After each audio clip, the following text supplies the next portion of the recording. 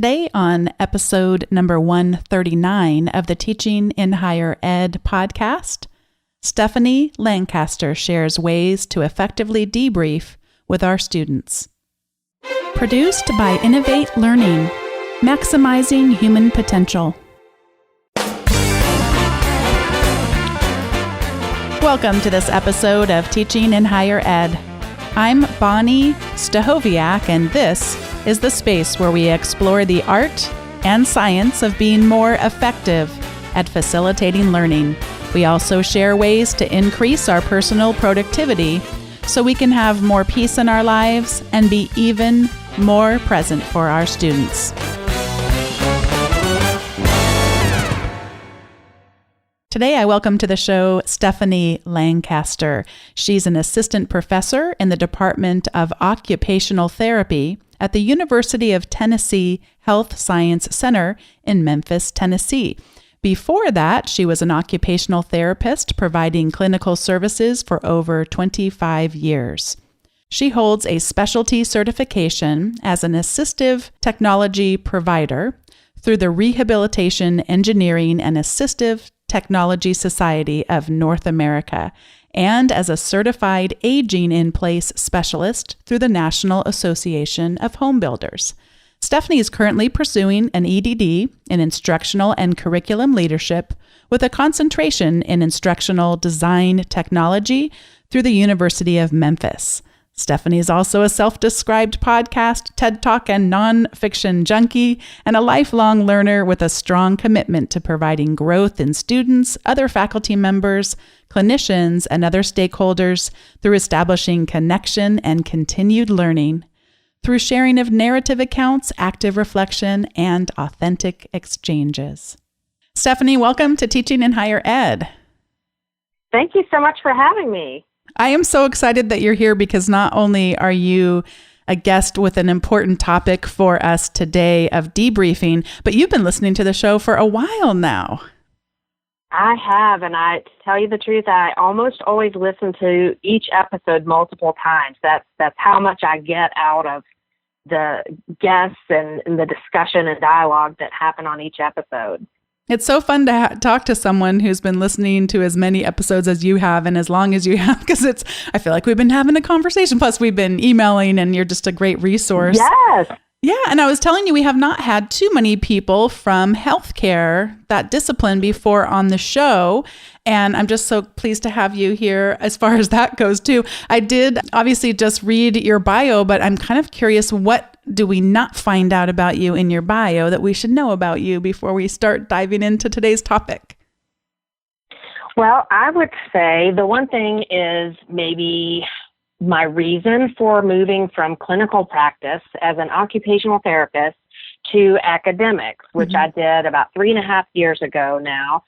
And the story behind that, I think maybe some people just decide to change jobs or see a job opening or something, but mine was a little more dramatic and a lot more personal. 6 years ago, my father had a catastrophic diagnosis.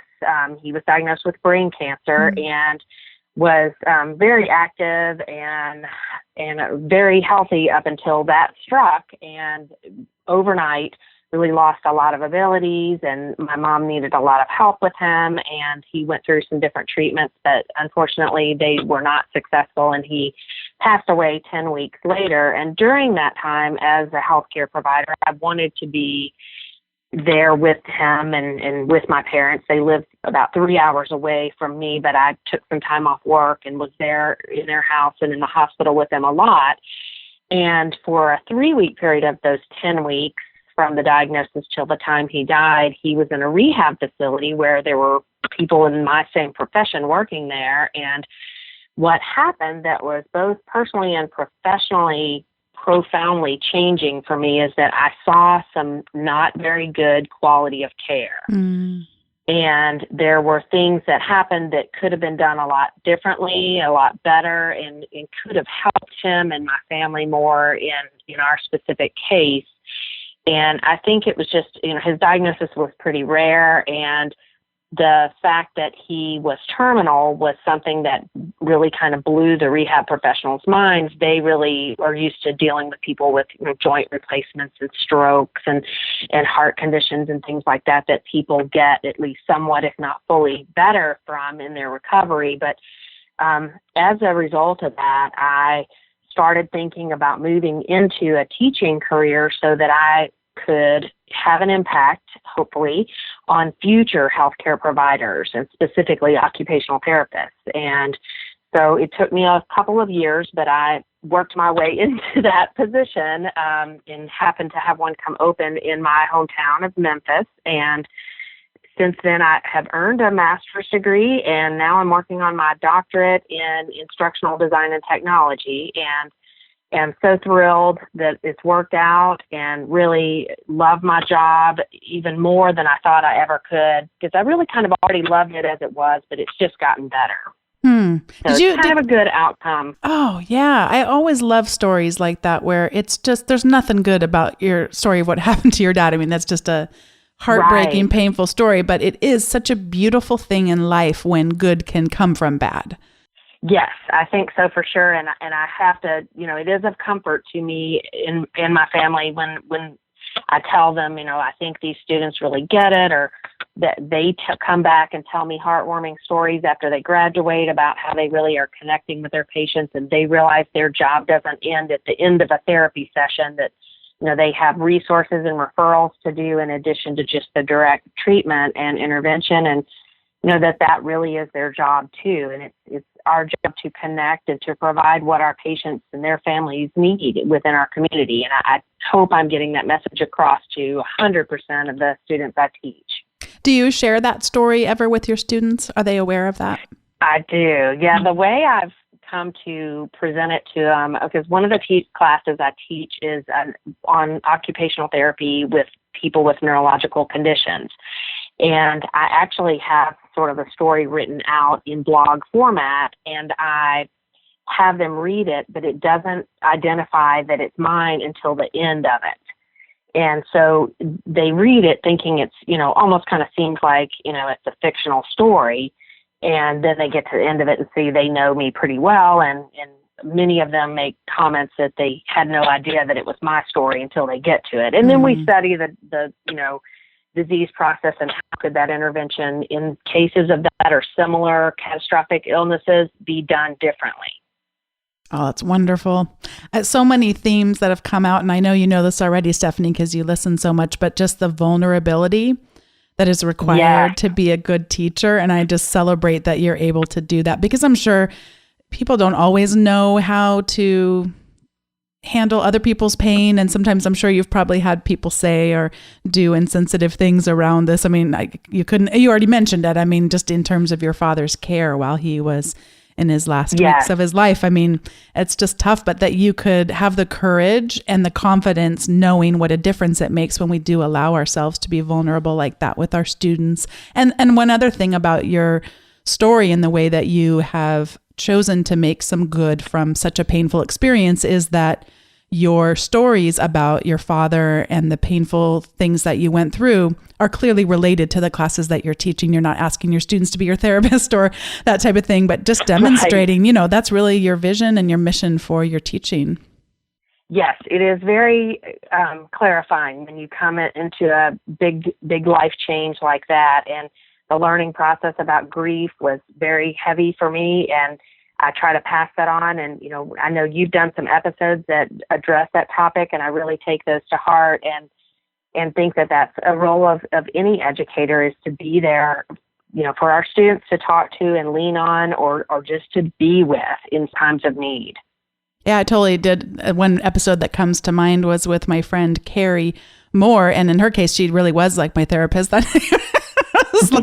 And then I found out from the Teaching in Higher Ed Slack channel that I wasn't the only person interested in some of these topics. So instead of, us just going to lunch, we could actually record our conversation and share it with other people. Yeah, it's just it's tough, but it's so nice when you realize there are, whole communities of people out there who have been through similar things and can just, we can just lift each other up when we need to. Yes. Well, tell me a little bit, how did you first get interested in the topic of debriefing and its importance? Well, it really happened not long after I had moved over to academia. I'd heard a lot about reflection and that kind of thing. In fact, I remember probably 10 years ago, a friend of mine that I was working with finished grad school, and she told me that her advisor, when she realized she was going to actually graduate, her advisor asked her to identify in a nutshell what she'd learned from that 2 or 3 year program. And she said the thing that came to mind was the importance of reading the foreword in a book. And at the time I thought that was a little bit nutty. I thought, how'd that be so important? But I tell you, since then, I have learned that myself, and I, really kind of ate my words on that. But so when I finished my master's, I used that same reflection prompt for myself. What was in a nutshell, what had I learned in those 2.5 years? And I realized that for me, it was the power of reflection in teaching and learning. And so that kind of got me started thinking about what we can do as educators, what I can do in this setting as a healthcare educator to enhance the reflection. And that led me to the topic of debriefing. I started reading and trying to learn more about it. And one thing I came across that I thought was a little bit funny is the Webster's dictionary definition is debriefing is questions asked by someone, typically a soldier or a spy, about a completed mission or undertaking. And I thought that was funny because obviously, that isn't our context, but it's a little bit, in line. From there, I've come to learn about it more as a process of strategically examining and analyzing what happened after the completion of an event or an activity in the context of learning. And so that's a little better than the soldier or spy thing. But well, it kind of depends on your taste, though. That's true. That is true. I'm kind of intrigued by this connection. I would never have predicted that at all because it's a context I don't have anything to do with. But yeah, that's so fascinating.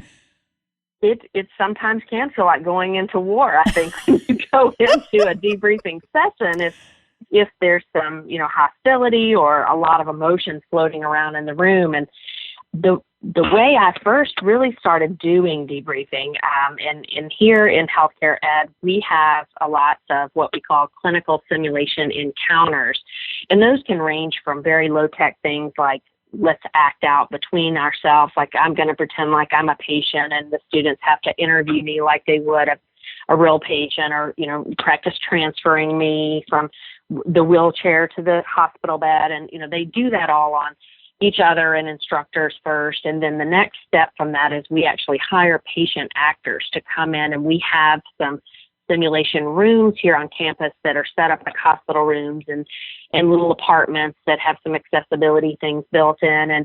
And we actually have them run through scenarios with those actors. And so we found out about that, and one of my coworkers and we decided to put our students through that process with the actor for the first time. And we knew that there should be some kind of reflection or debriefing piece, but not knowing any better, we just had, after they had an encounter with the pretend patient, we had them write a 2 or 3 paragraph reflection, about what they'd learned, what they had taken away from it, that kind of general reflection. And that was good. We did learn some things that we didn't know, and I think it helped them sort of process what had happened. But it was, the paper wasn't due for a day or two after the event, and then it took us a couple of days to grade it and get the feedback. And as happens a lot, when I give feedback in a digital format, or even writing it on the paper and handing it to each student, I'm not real sure they read it. Mm-hmm. I think they look at the grade and they're like, okay, I'm happy with my 98 or my 95, or I'm going to argue this 92 or whatever it was. I don't, know that they really read it or thought about it a lot. And that was kind of the end of that. So yeah. I felt like there was still something lacking. So that moved me into even more research and lots of reading. And I know you've had a nurse educator on the show before, and I have to give a shout out to the profession of nursing, because they are leagues ahead of other healthcare professions in the simulation and debriefing research. And most of what I've learned about debriefing has come from the literature from nursing. Oh, interesting. And yes, it really is. Some from medicine, but most from nursing. And so one thing in my research that I have come across is a technique, really an updated method that's called the 3D model of debriefing. And it comes from an article that's called The 3D Model of Debriefing, Diffusing, Discovering, and Deepening, that was published in 2011. And it really talks about those three stages of debriefing, but they're actually bookended by two other stages, one that's called the pre-briefing stage. And so in that one, and that actually happens after the activity or the encounter, or it could even be after a test or an exam or a presentation or a project that students have done. And so in the pre-briefing, which can just take a few minutes, the instructor tells the students what to expect and what is expected of them in the briefing, and then puts them at ease about how, if any scoring is going to be done, if any participation points are going to be given, or if they have to say something, or if they can be more listeners, lurkers on the side. So that's what happens in the pre-briefing, but then they move into the diffusing, and that is to promote meaningful discussion and really kind of uncover key points. And in the article, it talks about it almost as doing a needs analysis, which I think is an interesting way to look at it. So you go into it doing an investigation by asking students how they felt before the activity, how they felt during it, and how they feel now, how they saw their own performance, what they thought they could have done better or differently, and really try to help them relate to others as co-experiencers is the term used by those authors. And so it kind of puts people at ease. So if somebody says, I was so nervous, I didn't sleep the night before, I had to stay up all night proofreading this paper or working on my PowerPoint, and then other people will start chiming in and say, me too, I thought I was going to, look like a zombie in the presentation because I didn't sleep, or, my computer crashed and I had to start over. And then somebody will say, oh, I hate it when that happens. And it really kind of creates a mentality of we're in this together. You're not alone, even though you might have felt like you were. Yeah. So the next big stage is discovering, and that's when the instructor really tries to facilitate reflective observation, and the easiest way I found to do that is to identify something that happened, or maybe that I thought was going to happen and it didn't happen in the activity, and then ask them why they did that or didn't do that, or was there something else they had considered doing and why did they make the choice? And I'll give an example of that. In a recent clinical simulation we did, we had an actor that was playing the part of a patient who'd had a knee replacement, and he was sitting in a chair beside a pretend hospital bed, and each student had to go in and ask some questions. And one of the things they also had to do was to get the patient to write something on a piece of paper.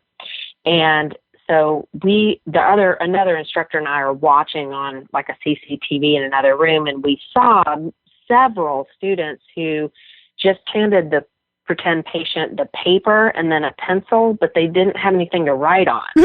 There was a rolling table right next to them that we thought they would push over and adjust and then use, and they didn't. And we were just really shocked. And so in the debrief, which we really now strive to conduct immediately after, like even if we do the activity in the morning and we'll have them come back that afternoon or the next morning, as soon as we can get them back in the classroom together, we do the debriefing. And so we asked them, why did you think there was any other option besides just handing them that? And they said, well, we saw the rolling table and we considered moving it over, but you all talk about physical barriers and how those represent, the us versus them, or the power struggle between I'm the professional, you're the patient, and we didn't want to have that happen with this man, so we intentionally didn't move the rolling tray, and that made perfect sense.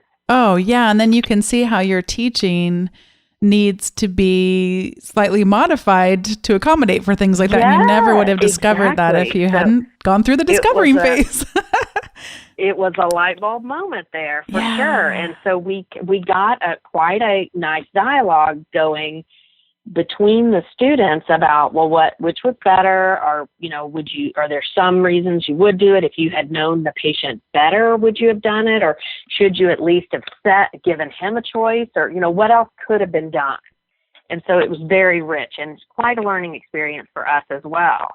The next thing on this model of 3D is the deepening phase. And that really is to help students figure out what they have learned or what has changed about them or the way they do things that they can take moving forward. So in a clinical situation, it would be, what can they learn from this that they can use in the clinic or in a hospital?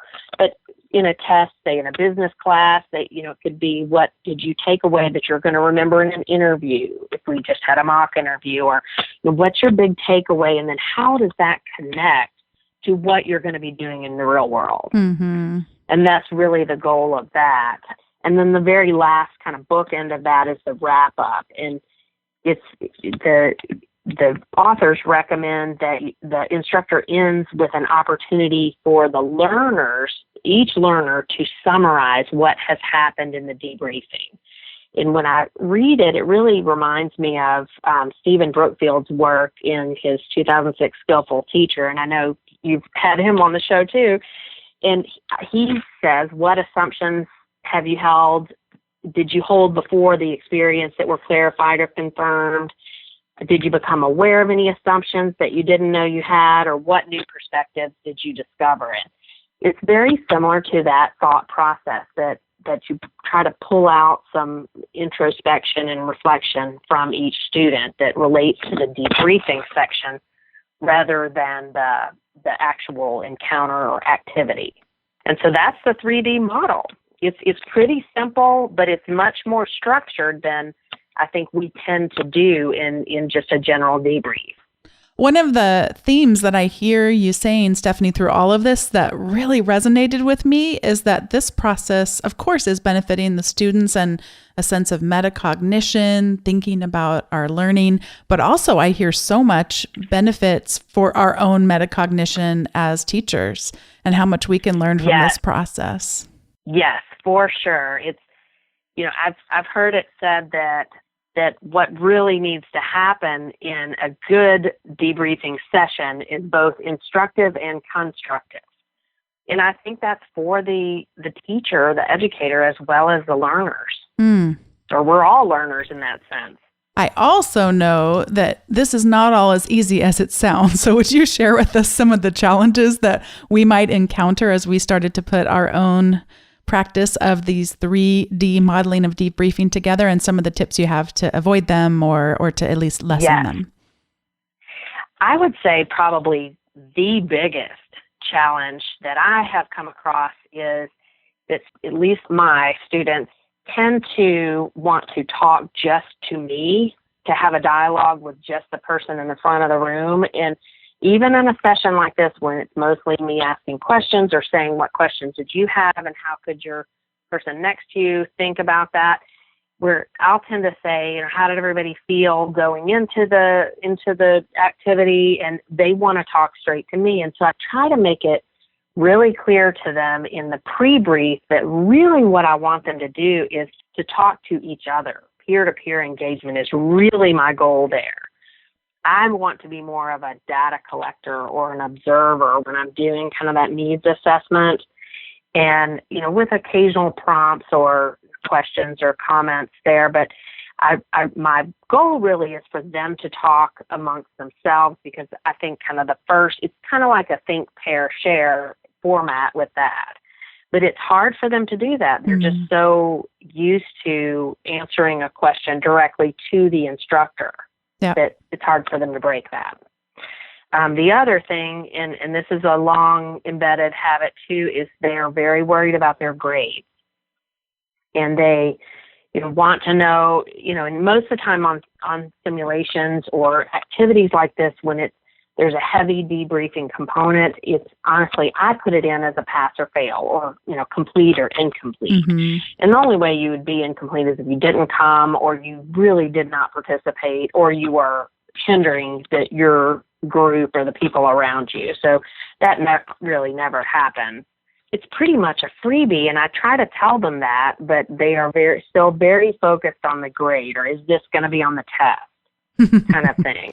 Yeah. So that addressing that emotion, not just I'm nervous about doing this activity or presentation, or, being filmed with the patient actor.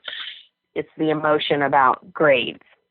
It sounds like the way that you've structured it has really lessened that by having it as a pass fail and a low stakes type of a assignment type of thing. That's probably helped it a lot. Yeah, and one other thing that I've sort of stumbled upon that helps that is to really consider and try to have some control over the environment of sort of setting the scene for the debriefing. I found that the importance of that setting is a big one. And if it's a traditional classroom where I'm at the front and they're all in rows facing me, they don't dialogue with each other or even think or reflect as much. They watch me. And that's really not what I want them to do in this case. So if I can, I will try to make this happen in a room with, tables instead of desks, or at least move things around where people are in a circle or in, groups, not just all facing the same direction where I'm standing. And if I can't manipulate it, I'll move to the side of the room or the back of the room, or, and something like that as best I can to try to shake things up a little bit. Well, this is a wonderful process, and I'm so glad that you introduced it to us. We have not, as you know, discussed debriefing as a formal process before on the show, but of course we've talked about related topics like debriefing and also leading discussions. And you mentioned Stephen Brookfield. He's been on the show twice now. Yeah, I'll link to the show notes for people who would like additional follow-up on related topics. He was on episode 15 talking about discussion as a way of teaching, and he also has a book on that too that I'll put on in the show notes. And then you mentioned The Skillful Teacher, which it sounds like you had read the 2006. I did not read it until his 2000, it's either 16 or 15 version. I'll go and I'll look it up. But what a wonderful book. And I understand that between the 2006 and the 2015-16, whatever it was, he included chapters in there about race and gender and just some other aspects of our teaching. It's really good. I'm sure it was great in 2006. He's a wonderful writer. Yes, I have several of his books, but I don't know that I have the updated one, and I will definitely have to put that on my list. Yeah, I think it's great. So I'll link to those episodes where he was on talking about The Skillful Teacher and discussion, and then also to his books if anybody wants to check them out. And this is actually a time when you and I each get to share our recommendations for the show. And I was cracking up because sometimes I don't get to make the recommendations or figure out what I'm going to do until, 5 minutes before I call the person. And other times I'll think of something, so I'll put it in advance. And I had put this in advance, and it just happens to fit with your profession. So I have 2 health-related apps that I have been enjoying. And one of them is a habit building app called Productive, the Productive app. And it's just a visual way and giving you little nudges through reminders and notifications to remind you to do what you've said is important to you. I only have one habit set up in it right now, and that is just stretching. I'm trying to be better about stretching on a daily basis. And it is just one of those that was easy to set up. It's easy to see how I'm doing, and it doesn't pester me too much. There are other apps that do a better job if you want lots of pestering, but very customizable. I just think it's a delightful app. And one of the things that really works well for me in life is to become more aware of things. And one of the ways I can become more aware is just to see visually how you're doing on this particular habit.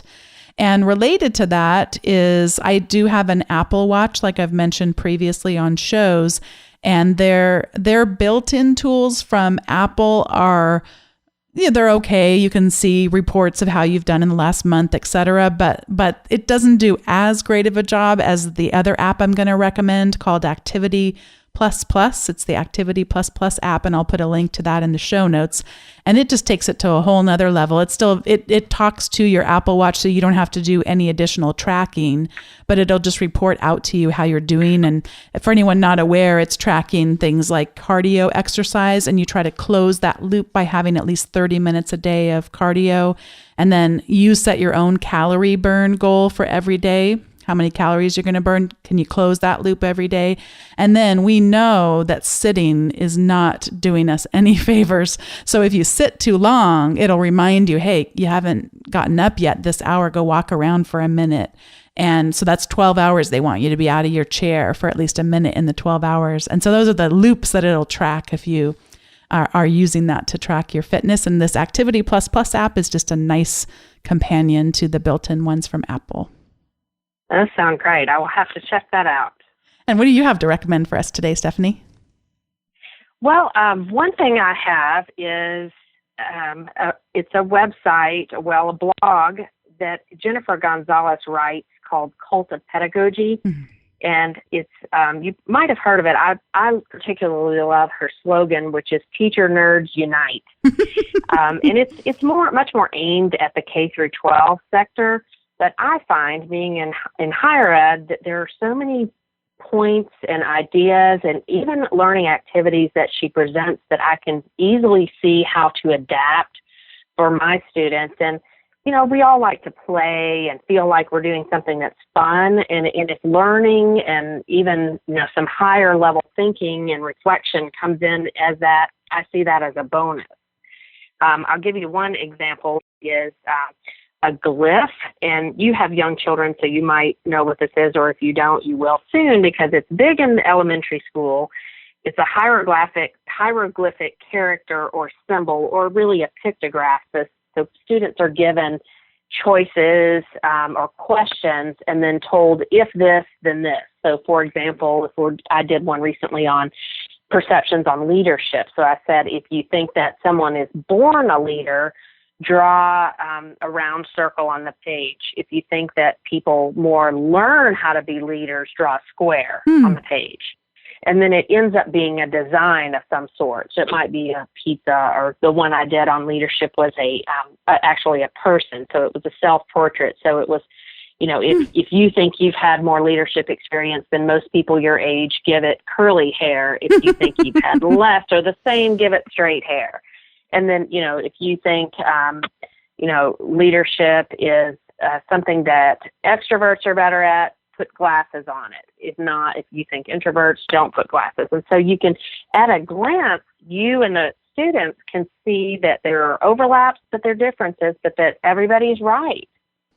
Another thing, and this one actually relates to debriefing that we were just talking about, is the idea of dog fooding, which I'm really fascinated by, just the try things yourself before or while you're having your students try them, so you know what they're really like. And in the vein of debriefing, what I've started doing is I made a little 2/3 of a page handout for myself, and right after class, or as soon after each class session as I can, I'll fill it out. It's just a template that says date and time, location, activities, and then I put in there, I kind of rate the engagement or energy level that I feel like the students had as a whole. And if they asked questions or seemed really confused or really excited about something, I make a note. And that way, when I teach that same session again, I have that as a little, thought piece or cheat sheet for myself.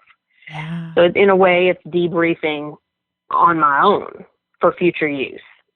It's so funny that you would bring up that dog food, because that comes from the world of business, to eat your own dog food. And I both cannot stand that expression, but at the same time, there's nothing that explains it better. Yeah, it's pretty gross if you think about it. But it's so true, and it actually reminds me of the episode with Mike Wesch, where he talked about his cultivating just constantly learning new things and exposing himself to entirely new experiences. He was taking violin lessons from one of his students and learning how to animate. And I've been thinking about that so much because we're asking our students to do that, but so many of us don't. And it's so easy to get stuck in the rut. And then it's also easy to not have the context of our students and what it is like to struggle and learn and fail and or all the things we're trying to get our students to do. So I love that. I'm going to have to, I actually have her on my podcast app now. And as you said, she writes and does podcasts for both K through 12. I mean, it's focused on that, but as you said, many of the topics cross over. And boy, she's a very dynamic host, and I'll have to go check these ones out. Just lots of creative ideas, and I think it kind of shakes things up in a higher ed situation to bring in something like we're going to make a diorama, or I did a thing one time when I had them take big poster paper and trace their bodies, kind of like the murder outline that you see on TV. And I've had them write with big colorful markers what makes a good occupational therapist in the qualities, just whatever comes to mind. And you write those words, or you can draw pictures in your outline. And that's kind of their goal that many of them told me they taped it on their wall at home. And so that's what they're striving to be. And I found so much rich dialogue and just things that I realized they were thinking about, or that they perceived as good clinical skills or research skills related to being an OT practitioner. And I thought that was a really neat, and they were out of their seats. They were in the floor. They were looking at each other. They were laughing that some of them are not very good artists and some of them are great. And, it was a lot of fun. And speaking of that, I have one more recommendation. There's a story that goes with it, and it goes back to a recommendation I got from you, which is the app or game of Kahoot. Mm-hmm. And my recommendation is they have a new game on that site, which is Kahoot It. And the new game is called Jumble. And so it's a sequencing game. And there's a trial that you go through that'll show you all the different options you can use. But it's a little bit different way you can do that interactive play in class. And the story I have that goes with that is I started playing that in a lot of the classes I teach last spring. And when the students went away for summer break, they came back, and one of the students ran up to me and said, "Guess what?" And I, said, "What?" And she said, "Well, Kahoot." And I said, "Yeah, I know." And she said, "Well, I had a family reunion over the break, and I got on Kahoot and made like a little trivia game about the history of the family and things that we were going to play. And I thought it was so much fun. I had my boyfriend, I kind of did a dry run with the game on him." And she said, "Then I went at the reunion and, was projecting it on a screen and having everybody play. And her boyfriend had gotten into the website and changed the very last question. So he popped the question to her at the very end of Kahoot." And she said, "Yes." Oh, my goodness. And you thought, my job is done. That's right. So, as she was telling us, we all had tears in our eyes. She's just so excited to be engaged, and, got to hand it to the boyfriend. What a creative way to do it. I love it. I hope the people at Kahoot know that. Oh yeah, I should have her send that in. That would be good. Oh, I totally love it. Well, Stephanie, it has been so wonderful just having you as a part of the teaching and higher ed community, and for this great contribution today. Thank you for all the time you put into preparing and just your work and sharing with us about debriefing. I really appreciate having you on the show today. Thank you so much. I have thoroughly enjoyed it, and thank you for all your work. I'm constantly learning every week from your show. Oh, thanks so much. Thanks once again to Stephanie for sharing about how you first got into teaching and about the 3D model of debriefing. For anyone listening, if you would like to grow the teaching and higher ed community even more so we can have even more great guests like Stephanie on, the best way for us to do that together is for you to write a review or leave a rating on whatever service it is that you use to listen to the show. If that's iTunes or Stitcher, that's a great way to just spread the word. That's how we get to use their algorithms to move us up higher in the rankings, and the more people see that this show is available. Would love it if you would do that, and thanks to those of you who have done that recently.